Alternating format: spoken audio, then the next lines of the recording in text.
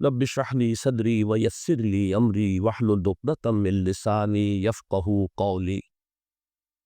اللهم ربنا الهمنا رشدنا واعذنا من شرور انفسنا. اللهم ارحمنا بالقرآن العظيم. اللهم اجعله لنا اماما ونورا وهدى ورحمة. اللهم ذكرنا منه ما نسينا وعلمنا منه ما جهلنا وارزقنا تلاوته آناء الليل وآناء النهار واجعله لنا حجة یا رب العالمین آمین۔ سفارش کے سلسلے میں سوال ہے کہ جو ایصال ثواب کا سلسلہ ہے والدین مرحومین کے سلسلے میں خصوصاً اس کی کیا صورت ہے، کیا طریقے ممکن ہیں اور شرعی طور پر کس حد تک ثابت ہے۔ دیکھیے ایصال ثواب کے ضمن میں دو رائے ہیں ہمارے ہاں۔ اکثریت جو بھی ہمارے ہاں سنی علماء ہیں، دیوبندی بھی بریلوی بھی، وہ اس کے قائل ہیں کہ ایصال ثواب ہوتا ہے مالی عبادت کا بھی اور بدنی عبادت کا بھی۔ بدنی عبادت یہ کہ آپ نے نفل پڑھے اور کہا ہے اللہ ان نوافی کا ثواب میرے والد مرحوم کو، والدہ مرحومہ کو یا کسی اور کو پہنچا دے، یہ ان کا موقف ہے اور وہ مانتے ہیں۔ خیرات کریں اور خیرات کا کہیں، کسی کی بیوہ کی مدد کرے اور کہیں کہ اس کا ثواب اللہ تعالیٰ ان کو پہنچا دے۔ ایک موقف یہ ہے، وہ زیادہ تر ہمارے ہاں جو اہل حدیث حضرات ہیں ان کا موقف، تو میں اگرچہ یعنی اس معنی میں کہ میں اہل حدیث مسلک سے متعلق نہیں ہوں، لیکن یہ اس معاملے میں میری رائے وہی ہے، وہ یہ ہے کہ بدنی عبادت کا ایصال نہیں ہے، مالی عبادت آپ نے خیرات کی ہے، صدقہ دیا ہے، کسی غریب کی مدد کی ہے، مسکین کی مدد کی ہے، بیوہ کی مدد کی ہے، یتیم کی مدد کی ہے، کسی مقروض کی مدد کی ہے، مال خرچ ہوا ہو تو اس کی جگہ پر جو ہے آپ اپنا ایصال ثواب اس کا کر سکتے ہیں، بدنی عبادت واللہ عالم۔ اب اس پہ یہ کہ آپ جس پر چاہیں عمل کر لیں، لیکن یہ جو ہم کرتے ہیں اس کے لیے محفلیں منعقد کرنا اور قربان خانیاں ہو، یہ سب بدعات ہے۔ جو بھی ہوگا انفرادی طور پر ہو، اجتماعی کسی شے کا ثبوت موجود نہیں۔ اس کے لیے جمع ہونا ہے اور پھر کھانا پینا بھی ہے اور ایک تقریب بن گئی ہے اور وہ ایصال ثواب کے لیے ہے، یہ ساری چیزیں، اور بچوں کو بلایا جا رہا ہے، قرآن پڑھوا رہے ہیں، انہیں پیسے دے رہے ہیں، اور وہ قرآن بھی کیا پڑھتے ہیں، وہ دو دو ورق جو ہے الٹتے ہیں، وہ پیسے پڑھنے لینے کے لیے تو آئے ہوتے ہیں بیچارے، نہ انہیں سمجھ، یا یہ کہ اچھا بھائی تم ادھر بیٹھ جاؤ، یہ صفحہ تم پڑھ دو، یہ صفحہ میں پڑھ دیتا ہوں۔ کیا حماقتیں ہیں ایسے مذاق میں تو سمجھتا ہوں دین کا اور قرآن کے ساتھ تمسکر ہے جو ہوتا ہے، یہ سب بدعات ہے۔ البتہ ذاتی سطح پر آپ نے قرآن پڑھا، اب صبح کے وقت تلاوت کی، اس کا ثواب کسی کو پہنچا دیا، تو جو پہلا مسلک ہے اس کی روح سے جائز۔ میرے نزدیک قرآن پڑھنے سے، نماز سے، نفل سے، اس سے نہیں۔ البتہ مالی جو بھی خیرات ہے، صدقات ہیں، تو اس کا ایصال ثواب ہو سکتا۔ اولاد اگر نیک ہے تو وہ خود صدقہ جاریہ بن جاتے ہیں والدین کے لیے، بشرطے کہ والدین نے ان کی تربیت کی کوشش کی ہو۔ اگر کسی کافر کا بیٹا مسلمان ہو گیا ہے تو اس کافر کو تو اولاد سے کچھ نہیں پہنچے، لیکن کوئی شخص مسلمان تھا، اس نے اپنی اولاد کی تربیت بھی اچھے طریقے پر کی ہے، اب یہ جو اولاد نیکی جو کرے گی تو اس سے اس کا بھی ثواب اس کو پہنچتا رہے گا، یہ صدقہ جاریہ کہلاتا ہے۔ اللہ کے حق کے فوراً بعد والدین کے حق کا ذکر، سورہ بقرہ کی آیت نمبر 83، اس میں بھی اللہ کے حق کے بعد والدین۔ سورہ نساء کی آیت نمبر 36، اللہ کے ساتھ شرک مت کرو، اللہ کی بندگی میں کسی کو شریک نہ ٹھہرا، والدین کے ساتھ حسن سلوک۔ سورہ انعام کا 19واں رکوع، توحید خداوندی کے فوراً بعد والدین کے ساتھ حسن سلوک۔ اسی طرح یہاں اور ایک مقام تو اور ہے جو ہم اپنے منتخب نصاب میں پڑھ چکے ہیں، جہاں اس طرح بریکٹ کیا ہے اللہ نے، انشکر لی ولے والدین، کرو شکر میرا اور اپنے والدین۔ اس میں نوٹ کر لیجئے، چونکہ ادائے حقوق کا فلسفہ ہے، جیسا کہ میں تمہیدی جو گفتگو ہے اس میں عرض کر چکا ہوں۔ معاشرت کے اندر اصل شے دیکھنی ہے کہ کس کا کیا حق، وہ حق ادا کیے۔ اس میں ظاہر بات ہے کہ سب سے بڑا حق تو انسان پر اللہ کا ہے، خالق وہ، مالک وہ، رازق وہ، اور حقیقتاً رب بھی وہی ہے، پالنے والا وہی ہے۔ البتہ پالنے میں اللہ نے ذریعہ بنایا ہے والدین کو، انسان وجود میں آتا ہے والدین کے ذریعے، یہ جو بھی نعمت وجود عطا ہوئی ہے اس میں بھی ذریعہ واسطہ والدین بن۔ پھر جو ربوبیت ہے، پالنا پوسنا ہے، اس میں بھی اللہ کی ربوبیت کا سب سے بڑا ذریعہ، خاص طور پر اس وقت جو کہ انسان اپنے پاؤں پر کھڑا نہیں، جیسے کہ آگے آ رہا ہے رب ارحمہما کما ربیانی صغیرا، اور اب جب کہ میں بالکل چھوٹا سا تھا، مجھے تو اپنی ضرورتوں کا احساس بھی نہیں تھا، میں اپنی کسی ضرورت کا شعور بھی نہیں رکھتا، انہوں نے میری کیئر کی ہے، مجھے پالا پوسا ہے، میری ضروریات فراہم، یہ میری تکلیف پر خود جاگتے رہے ہیں اور تڑپتے رہے، اپنا پیٹ کاٹا ہے اور مجھے کھلایا ہے۔ یہ سارا کام جو انہوں نے میرے ساتھ کیا، پروردگار ان کے احسانات کا بدلہ میں نہیں چکا سکتا، تجھ ہی سے درخواست کر رہا ہوں، رب ارحمہما کما ربیانی صغیرا۔ تو معلوم ہوا کہ یہ در حقیقت اسلامی تمدن اور اسلامی معاشرت کا اصل الاصول کہ حقوق میں اللہ کے حق کے فوراً بعد بلکہ متصلاً بعد بریکٹڈ اللہ کے حق کے ساتھ والدین کا حق۔ یہاں بھی ذرا ایک فرق جو ہے وہ نوٹ کر لے، جہاں بات آئے گی اطاعت اللہ کے بعد رسول کی، والدین کی نہیں۔ والدین کی اطاعت تو مشروط ہوگی، لیکن اللہ کی اطاعت کے ساتھ بریکٹڈ اطاعت، اطیعوا اللہ واطیعوا الرسول۔ سورہ تغابن میں بھی اب پڑھ، فَإِن تَوَلَّيْتُمْ فَإِنَّمَا عَلَىٰ رَسُولِنَا الْبَلَاغُ الْمُبِينُ۔ اطاعت میں اللہ کے بعد فوراً اللہ کا رسول، محبت میں اللہ کے فوراً بعد اللہ کا رسول۔ قُلْ إِنْ كَانَ آبَاؤُكُمْ وَأَبْنَاؤُكُمْ وَإِخْوَانُكُمْ وَأَزْوَاجُكُمْ وَعَشِيرَتُكُمْ وَأَمْوَالٌ اقْتَرَفْتُمُوهَا وَتِجَارَةٌ تَخْشَوْنَ كَسَادَهَا وَمَسَاكِنُ تَرْضَوْنَهَا أَحَبَّ إِلَيْكُم مِّنَ اللَّهِ وَرَسُولِهِ وَجِهَادٍ فِي۔ تو گویا کہ اطاعت میں بھی اللہ کے فوراً بعد اللہ کا رسول صلی اللہ علیہ وسلم، محبت میں بھی اللہ کے فوراً بعد اللہ کا رسول صلی اللہ علیہ وسلم، لیکن ادائے حقوق شکر اس میں اللہ کے فوراً بعد والدین۔ معلوم ہوا کہ ہر چیز کا اپنا ایک تقاضا ہے، ہر مضمون میں اپنی ایک ترتیب علیحدہ ہو جائے گی۔ جہاں بات ارکان اسلام کی ہوگی، ارکان اسلام میں کلمہ شہادت کے فوراً بعد نماز کا ذکر آئے گا، لیکن جہاں حقیقت ایمان کا تذکرہ ہوگا، ایمان کے فوراً بعد جہاد کا ذکر آئے گا۔ ہر شے میں اپنے مضمون کے اعتبار سے ترتیب ہے وہ بدل جائے گی۔ تو یہاں نوٹ کیجئے وَقَضَىٰ رَبُّكَ أَلَّا تَعْبُدُوا إِلَّا إِيَّاهُ وَبِالْوَالِدَيْنِ إِحْسَانًا۔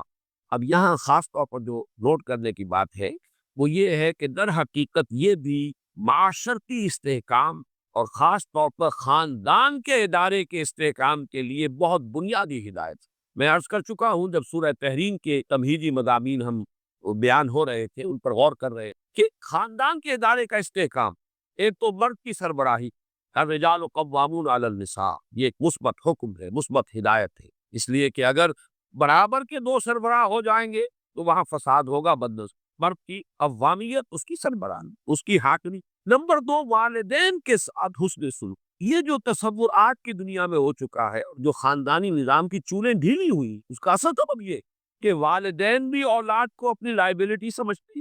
اور پھر اولاد بھی والدین کو اپنی لائبلٹی سمجھتے، ایسٹ نہیں سمجھتے، بلکہ یہ کہ ایک طرح کا بوجھ۔ خاص طور پر والدین بوڑھے ہو گئے، اب ان کی دیکھ بھال ہے، ان کی ضرورتیں پوری کرنی ہے، ان کے لیے ادب نہیں ہے، ان سے محبت نہیں رہی مغربی معاشرے کے اندر، اس کے خاندان کے نظام اس طرح اس کی چولیں جو ہے ڈھیلی ہو چکی۔ اولڈ ہاؤسز بنا دیجئے، اب وہاں پر ان کو ڈال دیجئے، اب ہمارے معمولات میں خامخواہ خلل پڑتا ہے، ہماری پرائیویسی میں خامخواہ یہ دخیل ہوتے ہیں۔ یہ جو کیفیت ہو چکی ہے در حقیقت یہ بھی گویا کہ اس معاشرے کے فساد اور اس تمدن کی جڑ کاٹ دینے۔ لہذا قرآن مجید نے، جیسا کہ میں اس سے پہلے عرض کر چکا ہوں کہ جیسے یہ ہال ہے، لمبائی، چوڑائی، اونچائی، یہ 3 ڈائمنشنز ہے، اسی طریقے سے خاندان کے ادارے کی پہلی ڈائمنشن رشتہ ازدواج ہے، مرد اور ایک عورت کے مابین۔ یہاں سے تو خاندان کی بنیاد پڑی۔ اس کے استحکام کے لیے الرجال قوامون علی النساء، مرد جو ہے قوام ہے عورتوں۔ پھر جب ان کے ہاں اولاد ہوئی اور سیکنڈ ڈائمنشن ایڈ ہو گئی، اب والدین اور اولاد کا رشتہ ہے، یہ رشتہ مستحکم ہو۔ اس رشتے کے ضمن میں ہم وہ مثبت اور منفی دونوں پہلو دیکھ چکے ہیں جو ہمارے اس منتخب نصاب میں آ چکے ہیں۔ سورہ تغابن، والدین کو ہدایت کی گئی، ان من ازواجکم واولادکم عدو لکم فاحذروہ، انما اموالکم واولادکم فتنہ۔ ایک طرف تو خود محتاط رہو، ان کی محبت کی وجہ سے کہیں تم اپنی عاقبت برباد نہ کر بیٹھے۔ ان کے لیے جو بھی کرنا ہے اچھے سے اچھا کرو، لیکن حلال کے دائرے کے اندر، اللہ کے حقوق کو، اللہ کی حدود کو قائم رکھو۔ دوسری طرف مثبت حکم دیا گیا، یا ایھا الذین آمنوا قوا انفسکم واہلیکم نارا، اہل ایمان اپنے گھر والوں کو، اہل و عیال کو، اپنے آپ کو بھی، اپنے اہل و عیال کو بھی آگ سے بچاؤ۔ یہ تمہارا مثبت فرض ہے، یہ تمہاری مثبت ذمہ داری ہے۔ تمہیں یہ فرض ادا کرنا ہے کہ ان کو اچھی ان کی تربیت ہو، ان کو اللہ کی طرف، اللہ کے دین کی طرف ان کو رغبت دلاؤ تاکہ ان کی عاقبت سنورے اور وہ آخرت میں جہنم کے عذاب سے بچ۔ اب یہاں جو ہے در حقیقت یہ دوسری ڈائمنشن آ رہی ہے کہ اگر والدین کا ادب، ان کا احترام معاشرے کے اندر یہ قدر موجود ہو تو پھر والدین بھی اپنے آپ کو پورے طور پر انویسٹ کر دیں گے اولاد کے۔ لیکن اگر عام طور پر یہ نظر آ رہا کہ اولاد تو والدین کی پرواہ نہیں کرتے، تو والدین بھی پھر فکر کریں گے، اپنی کمائی میں سے کچھ بچا کر رکھے، اپنے مستقبل کے لیے کچھ اہتمام کرے،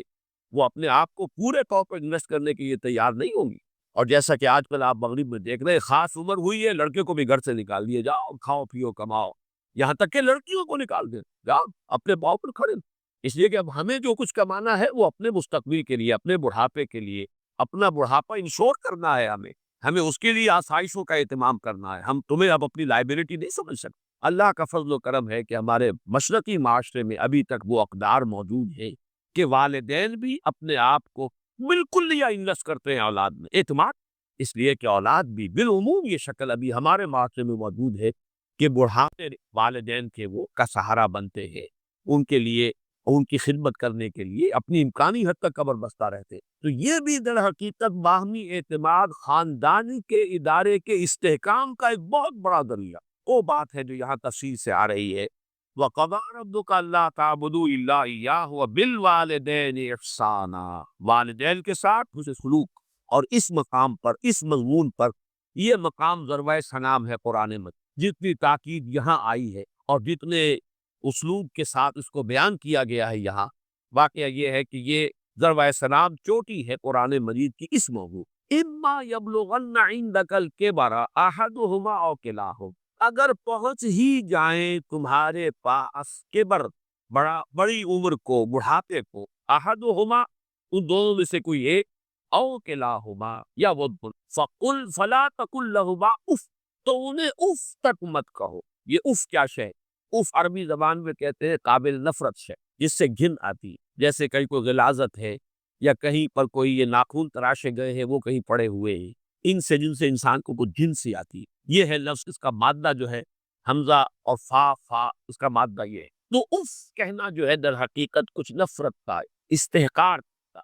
فلا تقل لہما اف، تو انہیں اف تک مت۔ قرآن مجید میں یہ لفظ آیا ہے، ایک تو یہ کہ حضرت ابراہیم علیہ السلام نے کہا تھا اف لکم وما تعبدون، بڑی نفرت اور حقارت کے ساتھ اپنی قوم سے خطاب کر کے کہا تھا تمہارے لیے اور تمہارے معبودوں کے لیے تف ہے، تم پر بھی اور تمہارے معبودوں پر، یعنی یہ کہ میں ان سب سے بری نہیں اور میرا ان سے کوئی قسم کا کوئی تعلق۔ انی وجہت وجہی للذی فطر السماوات والارض حنیفا وما انا من، اور یہی لفظ ایک مرتبہ آیا ہے سورہ احقاف کی آیت نمبر 17 میں کہ جو ناخلف اولاد ہوتی ہے وہ اپنے والدین سے جس طریقے سے مخاطب ہوتی ہے، اف لکما اتعداننی، کیا آپ ڈھکوسنے کی باتیں کر رہے ہیں؟ کیا مجھے بتا رہے ہیں کہ میں جب مر جاؤں گا اور مٹی ہو گئے مٹی میں مل جاؤں گا پھر مجھے اٹھا لیا جائے گا؟ تو وہاں بھی لفظ اف آیا ہے۔ تو یہاں نوٹ کیجئے، فلا تقل لہما اف، انہیں اف تک نہ، کسی معاملے میں کہیں انہیں یہ احساس ہو، اس کو اصل مفہوم سمجھیے، ان کے احساسات مجروح نہ ہو، یہ ہمیں کوئی اپنے اوپر بوجھ سمجھ رہے ہیں، یا یہ کہ ہم سے کسی درجے میں کوئی نفرت کر رہے ہیں، ہمیں اب کوئی بنظر استحقار دیکھ رہے ہیں، اولاد کی طرف سے یہ طرز عمل والدین کے لیے ظاہر بات ہے کہ نہایت ان کے جذبات کو مجروح کرنے والا ہوگا۔ فلا تقل لہما اف ولا تنہرہما، جھڑکو مت۔ یہ آگے بات مزید واضح ہو جائے گی، کبھی ایسا ہوتا ہے کہ بڑی عمر کو والدین پہنچ گئے ہیں، تو جیسے خود قرآن مجید میں سورہ حج میں بیان کیا گیا ارذل العمر، ایک بڑی عمر ایسی بھی ہوتی ہے کہ وہ جس کو ارذل عمر کہا گیا ہے، اور اس میں کہ لا یعلم من بعد علم شیئا، انسان کے حافظے، ذہن میں، سوچ میں وہ یہ ترقی معکوس شروع ہو جاتی، بلکہ یہ کہ بچپن کی سی کچھ باتیں جو ہے وہ عود کر آتی ہیں، لوٹ کر آ جاتی ہیں، وہی عادتیں، وہی خواہشات۔ اس ظاہر بات ہے کہ اس وقت والدین کی ہر بات نہیں مانی جا سکتی، ان کی کسی فرمائش کو رد بھی کر دینا پڑے گا، لیکن لا تنہر، جھڑکو مت۔ بات جو ہے وہ قل لہما قولا کریما، بات کرو ان کے ساتھ نرمی کے ساتھ، ادب کے ساتھ، شائستگی کے ساتھ۔ کسی فرمائش کو اگر رد بھی کر دیں تو جھڑکنے کے انداز میں، ڈانٹنے اور ڈپٹنے کے انداز میں، ولا تنہرہما وقل لہما قولا کریما، اور ان سے بات کیا کرو، گفتگو کرو ان کے سے مخاطب تو بڑے ادب کے ساتھ، نرمی کے ساتھ، شائستگی کے ساتھ، تہذیب کے ساتھ، ان کے مقام اور مرتبے کو ملحوظ رکھ۔ وَخْفِضْ لَهُمَا جَنَاحَ الذُّلِّ مِنَ الرَّحْمَةِ، دیکھیے یہاں کتنے مختلف اسلوبوں سے بات لائی جا رہی ہے، ایک ہی بات ہے لیکن تکرار کے ساتھ، اعادے کے ساتھ اس کو لایا جا رہا ہے تاکہ اور بات واضح ہو جائے۔ وَخْفِضْ لَهُمَا جَنَاحَ الذُّلِّ، اور اپنے بازوؤں کو جھکا کر رکھا کرو ان کے سامنے، جناح الذُّلِّ مِنَ الرَّحْمَةِ، اب ظلم بھی کہتے ہیں کسی کے سامنے پست ہو جانا، کسی کے سامنے اپنے آپ کو بچھا دینا۔ پھر رحمت اور شفقت، یہ جو کیفیت ہے جذبات کا، ان کے سامنے یہ رہو، تمہاری روش یہ ہو، تمہارا انداز یہ ہو۔ جیسے لفظ قنوت ہے، قانتین اور قانتات، اللہ کے فرما بردار۔ کھڑے ہونے میں بھی ایک انداز ہوتا ہے، ایک کسی کے سامنے آپ سینہ تان کر کھڑے، ایک کسی کے سامنے آپ کر جھکے ہوئے، اپنے شانوں کو جھکایا ہوا ہے، ہلکا سا خم آیا ہوا ہے۔ یہ انداز جو ہے کھڑے ہونے کے فرق میں بھی انسان کی جو باطنی کیفیات اور احساسات ہیں ان کا پورا انعکاس ہو جاتا ہے۔ اسی طریقے سے وَخْفِضْ لَهُمَا جَنَاحَ الذُّلِّ مِنَ الرَّحْمَةِ، یہی لفظ آیا ہے سورہ حجر میں حضور کے لیے، حضور سے فرمایا گیا وَخْفِضْ جَنَاحَكَ لِلْمُؤْمِنِينَ، اے نبی آپ اہل ایمان کے حق میں شفقت اور رحمت کے ساتھ اپنے کندھوں کو، اپنے بازوؤں کو جھکا کر رہے۔ اور اس میں گویا کہ ایک تصویر لفظی ہے کہ جیسے مرغی جو ہے وہ اپنے بچوں کو اپنے پروں تلے چھپا لے، ذرا سا کہیں خطرہ محسوس ہوا، کوئی اندیشہ ہوا، تو چاہے وہ بلی کے ساتھ بلی آ رہی ہو، اسے لڑنے کو تیار ہو جائے گی مرغی اپنے بچوں کو، ورنہ تو شاید بھاگے وہاں سے، لیکن بچوں کو بچانے کے لیے اپنے ان پروں کے نیچے چھپا کر اور وہ کھڑی ہو جائے۔ تو یہ انداز جو وَخْفِضْ جَنَاحَكَ لِلْمُؤْمِنِينَ، اے نبی آپ بھی اپنے کندھوں کو، اپنے بازوؤں کو شفقت کے ساتھ اب اہل ایمان کے سامنے جھکا کر رہے، وہ جب آئے تو محسوس کریں آپ میں رحمت اور رافت اور شفقت۔ وہ لفظ یہاں آیا ہے وَخْفِضْ لَهُمَا جَنَاحَ الذُّلِّ مِنَ الرَّحْمَةِ، یہ انداز اختیار کرو ان دونوں کے سامنے کہ اپنے بازوؤں کو، اپنے شانوں کو، اپنے کندھوں کو جھکا کر من الرحم، نیاز مندی کے ساتھ، رحمت اور شفقت کے ساتھ، وَقُلْ رَبِّ ارْحَمْهُمَا كَمَا رَبَّيَانِي صَغِيرًا، اور یہ جان لو کہ تم کتنی بھی کوشش کر لو اپنے والدین کا حق ادا نہیں کر سکتے۔ اللہ سے دعا، اللہ سے مانگو، وَقُلْ رَبِّ ارْحَمْهُمَا، کہو اے رب میرے ان پر رحم فرمائیو، کما ربیانی صغیرہ، جیسے کہ ان دونوں نے مجھے پالا پوسا تھا جبکہ میں چھوٹا سا تھا۔ یہ میں کئی مرتبہ کر چکا ہوں، یہ تربیت جو ہے باب تفعیل سے ربا یربی تربیتاً، اس میں اختلاف ہے کہ مادہ اس کا را با با ہے یا را با واو ہے، حرف علت جو ہے آخر میں، لیکن یہ کہ ایک رائے یہ بھی ہے کہ یہ دونوں ایک ہی مادے کی بدلی ہوئی شکلیں ہیں۔ اس بحث میں اس وقت میں تفصیل میں نہیں جانا چاہتا، مختلف مواقع پر یہ بات آ چکی۔ یہاں نوٹ کر لیجئے، تربیت، پالنا، پوسنا، پروان چڑھانا، یہ لفظ ربیا یہ باب تفعیل ہے، ربا یربی تربیتاً، کما ربیانی صغیرا، اے رب میرے جیسے انہوں نے مجھے پالا پوسا، میری تکلیف پر تڑپتے رہے، بیمار میں تھا جاگتے یہ رہے، اپنا پیٹ کاٹا مجھے کھلایا، اپنی آرام کی قربانی دی اور میرے لیے فکر مند ہے، لہٰذا اب ان کے احسانات کا بدلہ میں نہیں چکا سکتا، تجھ ہی سے درخواست ہے کہ تو ہی اوپر رہنا۔ وَقُلْ رَبِّ ارْحَمْهُمَا كَمَا رَبَّيَانِي صَغِيرًا، لیکن اب آگے فرمایا رَبُّكُمْ أَعْلَمُ بِمَا فِي، تمہارا رب خوب جانتا ہے جو کچھ تمہارے جیوں میں، ان تکونوا صالحین، اگر تم واقعتاً صالح ہوئے، فَإِنَّهُ كَانَ لِلْأَوَّابِينَ غَفُورًا، تو اللہ تعالیٰ رجوع کرنے والوں کو معاف۔ اس کا جو کانٹیکسٹ ہے اس کو سمجھ لیجئے کہ جیسا کہ میں نے عرض کیا کہ بڑی عمر کو پہنچنے کے بعد بسا اوقات والدین ہیں، اگرچہ والدین ہیں لیکن اب وہ سمجھ نہیں رہی، شعور زائل ہو گیا ہے، جیسے کہ فرمایا وَمِنْكُمْ مَن يُتَوَفَّى وَمِنْكُمْ مَن يُتَوَفَّى وَمِنْكُمْ مَن يُرَدُّ إِلَىٰ أَرْذَلِ الْعُمُرِ لِكَيْ لَا يَعْلَمَ مِن بَعْدِ عِلْمٍ شَيْئًا، تم میں سے وہ بھی ہوتے ہیں جو پہلے ہی ان کی وفات ہو جاتی ہے، 40 50 60 70 برس کی عمر میں انسان فوت ہو گیا، ابھی حواس قائم ہوتے ہیں۔ وَمِنْكُمْ مَن يُرَدُّ إِلَىٰ أَرْذَلِ الْعُمُرِ لِكَيْ لَا يَعْلَمَ مِن بَعْدِ عِلْمٍ شَيْئًا،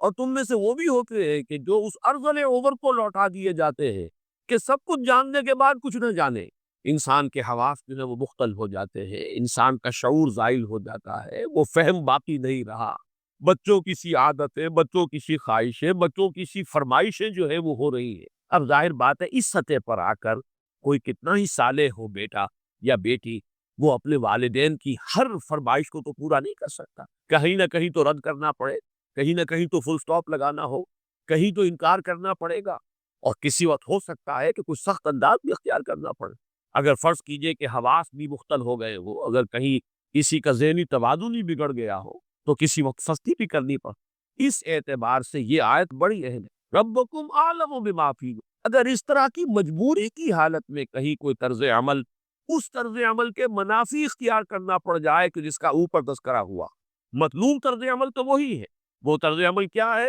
فلا تقل لہما اف، ولا تنہرہما وقل لہما قولا کریما واخفض لہما جناح الذل من الرحمت وقل رب ارحمہما کما ربیانی صغیرا. اس قدر تفصیل کے ساتھ مطلوب طرز عمل.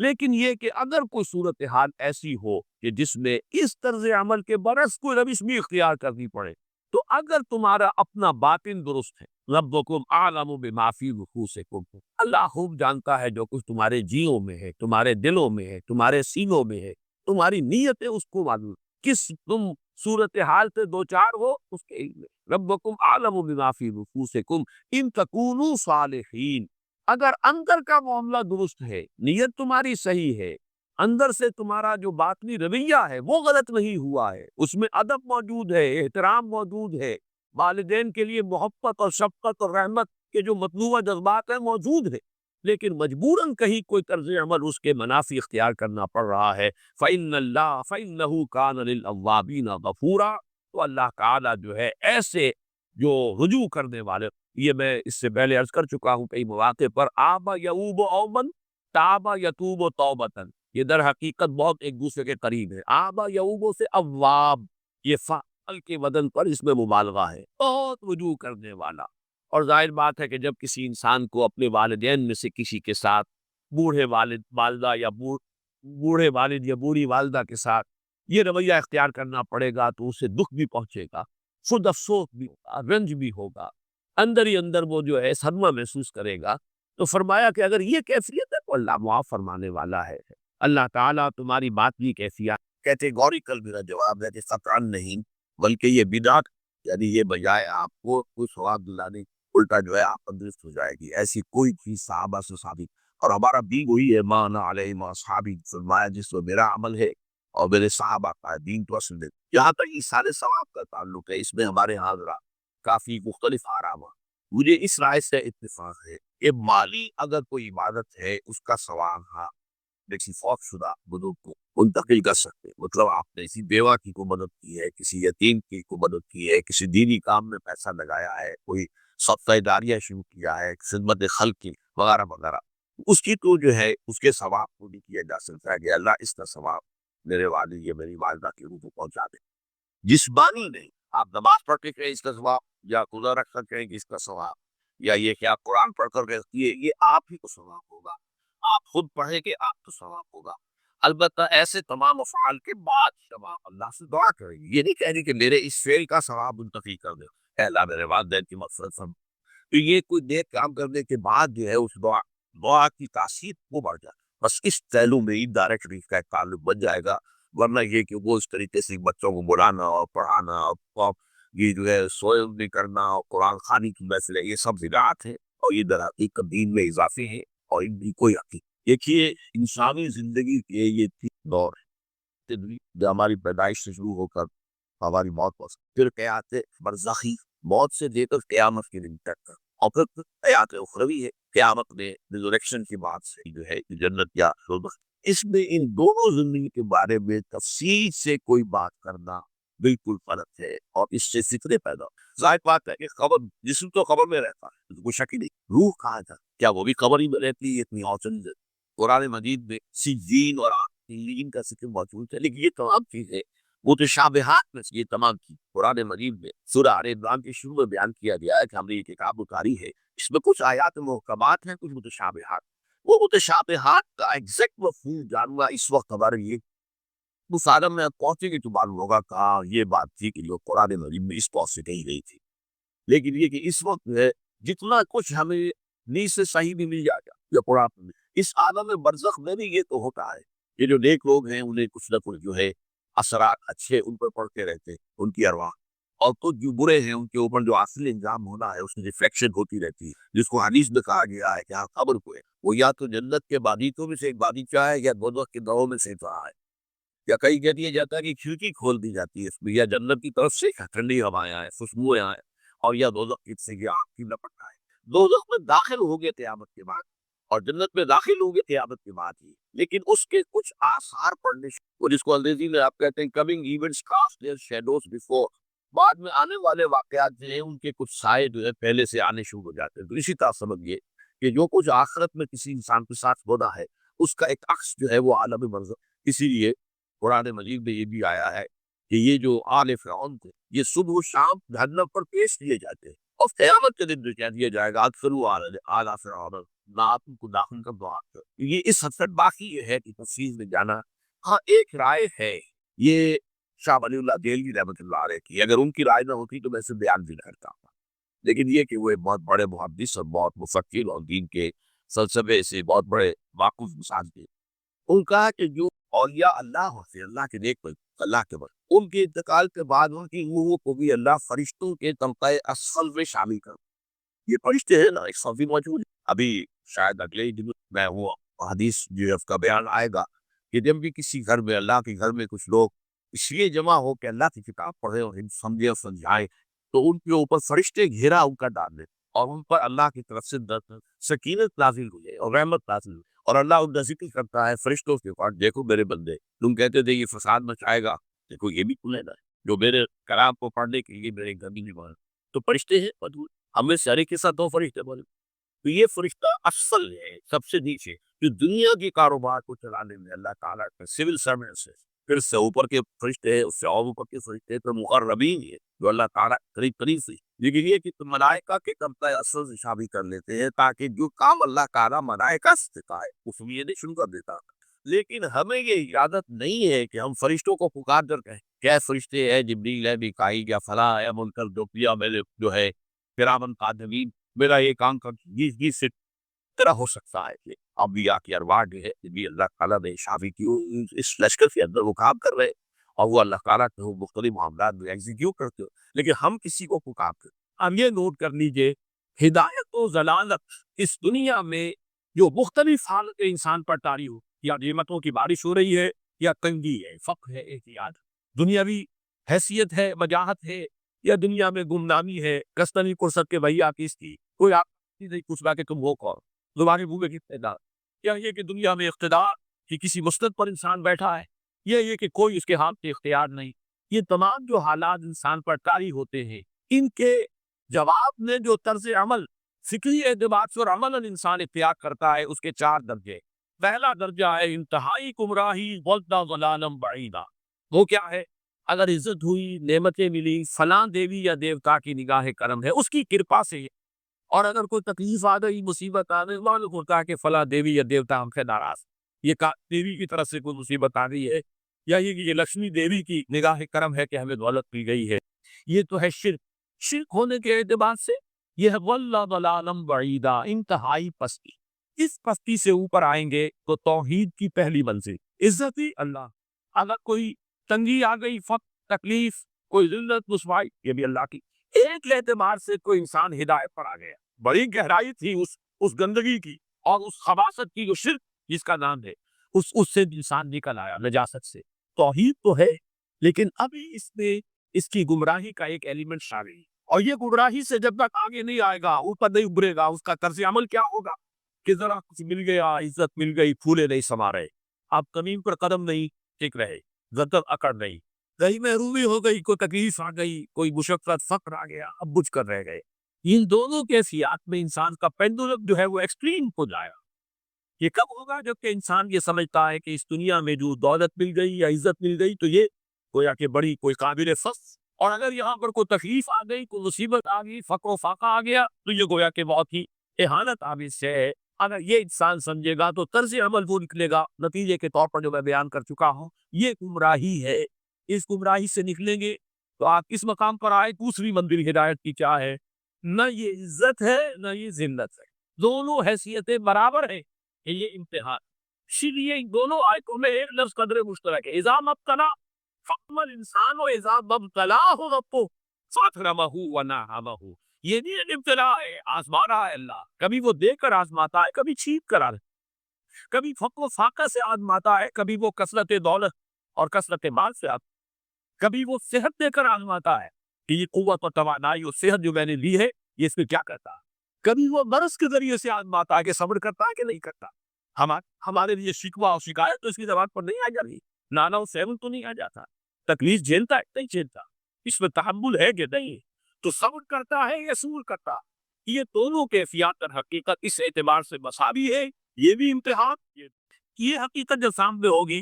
وہ پینڈولم جو ہے وہ بہت کم ہو، یعنی انسان میں طبعی طور پر تو ایک اثر ہوتا ہے لیفٹ تیاری، کسی چیونٹی نے کاٹ کے پاؤں پر آپ اپنا پاؤں ہٹا لیں گے، اس میں کوئی ارادہ، یہ ریفلیکس ایکشن ہے، غیر اختیاری فیل، اس حد تک تو انسان ضرور متاثر ہوتا ہے، اس سے تو کوئی انسان جو ہے وہ بلند کر نہیں ہو سکتا۔ حضرت ابراہیم رضی اللہ تعالیٰ عنہ حضور کے وہ نومولود فرزند انتقال جب ہو رہا تھا آپ کی آنکھوں میں آسمان،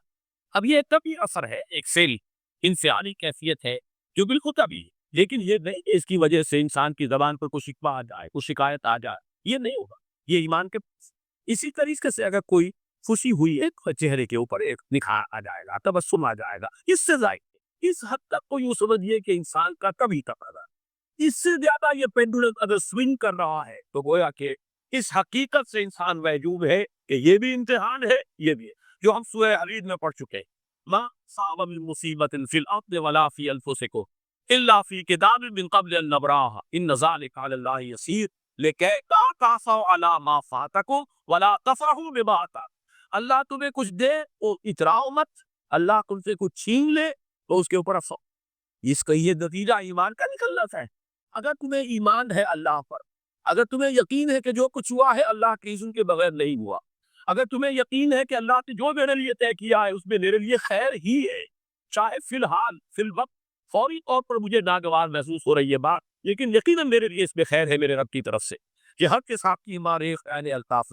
ہم تو شارٹ سائٹ لیتے ہم دیکھ نہیں سکتے کسی شے کو، ہم اس کے ظاہر کو دیکھ کر گھبرا اٹھتے ہیں کہ یہ تو کبیر صاحب ہے، کیا پتا اسی کے پردے میں اللہ کی رحمت آ رہے۔ میں نے وہ کئی سمروی کے اشعار آپ کو کئی دفعہ سنائے ہیں، وہ وقت آیا کہ ہم کو قدرت ہماری صحیح و عمل کا پھل دے، بتا رہی ہے یہ ظلمت شب کہ صبح نزدیک آ رہی ہے، ابھی کچھ امتحان باقی، فلاکتوں کے نشان باقی، قدم نہ پیچھے ہٹے کہ عصمت ابھی ہمیں آزما رہی، رئیس اہل نظر سے کہہ دو کہ آزمائش سے جینا ہارے، جسے سمجھتے ہو آزمائش وہی تو بگڑی بنا رہی، اسی آزمائش سے بگڑی بنے گی، اسی سے تو تمہارا خیر جو ہے اجاگر ہوگا، سامنے آئے گا، پتہ چلے گا ہو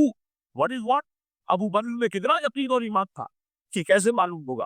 کیسے معلوم ہوگا کہ بلال میں کتنا سہار، کتنا تحمل تھا، کتنا صبر تھا، اگر وہ مصیبت ان پر نہ آتی کہ جو امیہ ابن خلف کے ہاتھوں پر قیامت،